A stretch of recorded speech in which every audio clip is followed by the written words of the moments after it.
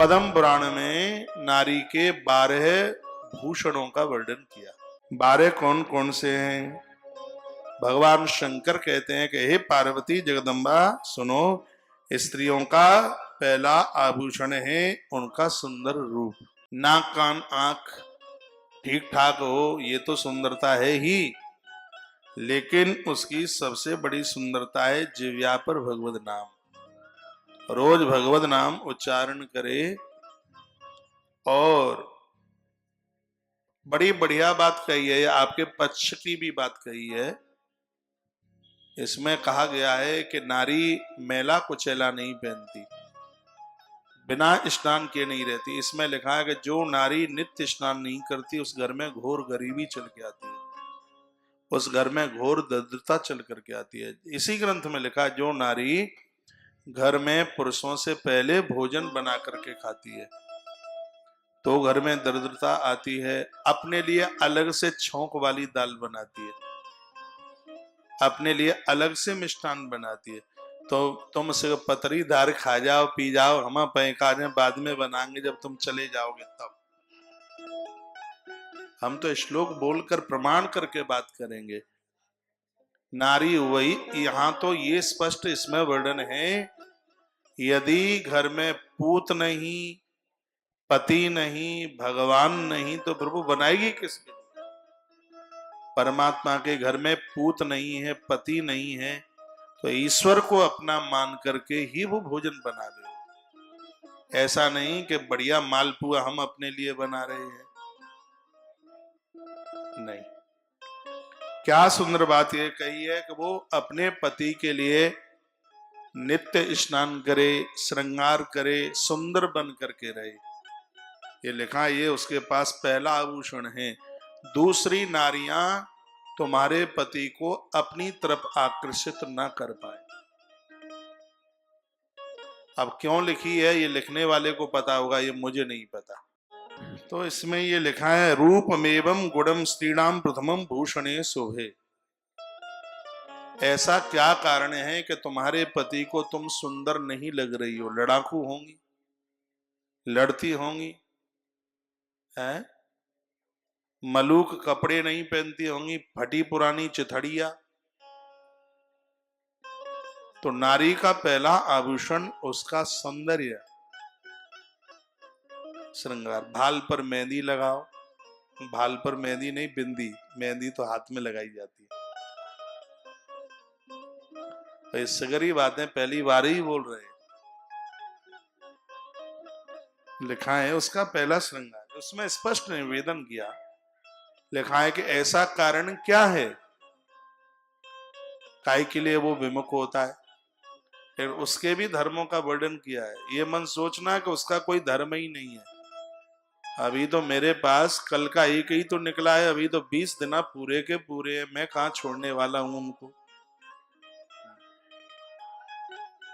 हाँ, ये स्नेह से रहेंगे, प्रेम से रहेंगे तो ये कोर्ट कचहरियां तलाक के मारे भर गई हैं, ये काई को ये नौबत आएगी।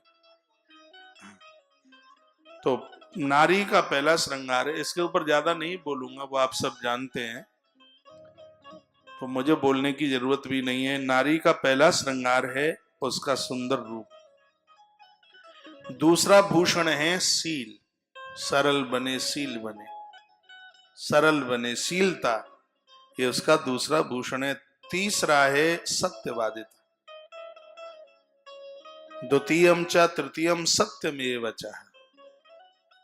फोन पर बात सहेली से भले ही हो रही हो, यदि पति अचानक आ गया है और जी जी अब बाद में बात करेंगे सहेली को, और सीधे कह दो मम्मी से बात हो रही थी, तो आफत आ जाएगी क्या?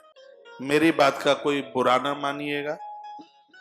ये भी बात इसी ग्रंथ की है, जो नारी पियर को ज्यादा याद करेगी मिनट मिनट में। इसमें तो ये लिखा है कि बेटी को ससुराल पहुंच करके भी माता पिता को याद करना चाहिए। इस ग्रंथ में लिखा है यदि तुम्हारे भाइयों ने माता पिता को धोखा दे दिया है, उसके कल्याण के लिए तुम साधन बनिए। ये इसी श्लोक में अभी मैं नीचे बोलता हूं आपको। तो ऐसा नहीं है कि आप परिवार को याद ना करें, माँ बाबूजी को याद ना करें, लेकिन आटा गूंथा तो मम्मी पापा कैसे हैं, दाल में छौंक लगाया तो मम्मी पापा कैसे हैं, 5 मिनट में ही जुकाम हो गया पापा, और दिन में 25 कॉल करें, वो तो ठीक नहीं है। शीलमेव द्वितीयम, इतने सरल बनिए, इतने सीधे बनिए, पड़ोसी भी कहें कि उसकी तो पत्नी क्या है, इतनी सीधी है, इतनी सरल है, जो समझ लो कि दूसरी सीता ही आई है उसके घर में, देवी आई है। और नारी के नाम के आगे देवी लगाया ही इसलिए जाता था क्योंकि वो सील है, वो सरल है, बहुत सीधी है, इसलिए देवी लगाया जाता था ना। देवी भेवी तो हट गए सब। तो उसका दूसरा आभूषण है सीलता। तृतीयम सत्यमेव चः, तीसरा आभूषण है सत्य का वातावरण बना के रखे। तीसरा है सत्य, सत्य कोई चीज। चौथा आभूषण है उसका ऋतुमती धर्म, चौथा आभूषण है।